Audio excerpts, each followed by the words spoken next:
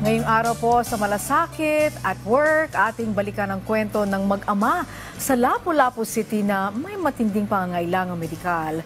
Matapos lang kasi ang 3 araw ay natanggap na nila ang tulong na kanilang inaasam.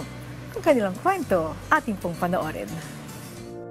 Noong nakaraang linggo nang lumapit sa ating programa, ang 37 taong gulang na si Marlo Monsanto para idulog ang problema ng kanyang anak na si Athena Faith.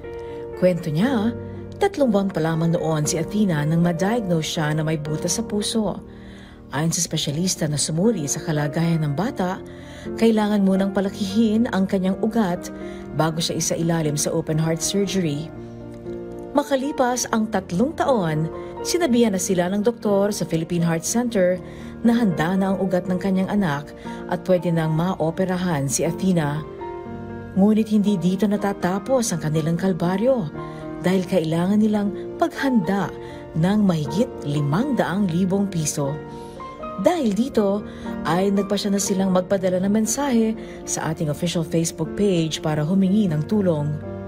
So ako po ay lumapit sa PTV Malasakit para po kami ay matulungan kahit sa anong halaga kasi kailangan po namin na mapaoperahan agad yung anak namin.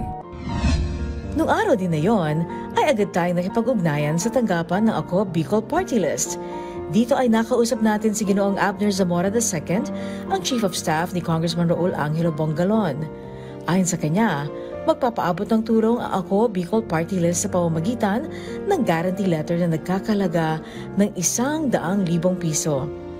Makalipas lamang ang 3 araw, ay isang tawag ang kanilang natanggap mula sa Ako Bicol Party List. Ang kanilang guarantee letter na nagkakalaga ng 100,000 piso ay inaprubahan na ni Congressman Elizalde Co at ni Congressman Raul Angelo Bongalon.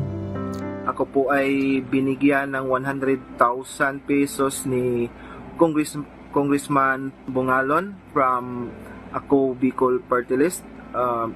Ito pong ibinigay na halaga na 100,000 ay para po sa upcoming operation ng aking anak. Malaking bagay din ang kanilang natanggap na tulong para sa operasyon ng kanilang anak. Napakalaking tulong po ito sa amin at sa aking pamilya kasi yung halaga na kakailanganin para sa operasyon ay talagang malaki at hindi po talaga kaya namin. Lubos din ang kanyang pasasalamat sa ating programa. Ako po ay taos-pusong nagpapasalamat kay Congressman Raul Angelo Bongalon sa Ako Bicol Party List, kay Ma'am Angelique Lasso at sa PTV Malasakit at Work. Sana po ay marami pa po kayong matulungan na tao. Wala pong anuman. At sa mga nais pong dumulog sa ating programa, maaari po kayong magpadala ng inyong mensahe sa ating official Facebook page na PTV Malasakit at Work. Maaari kayong mag-email sa amin sa ptvmalasakit@work@gmail.com.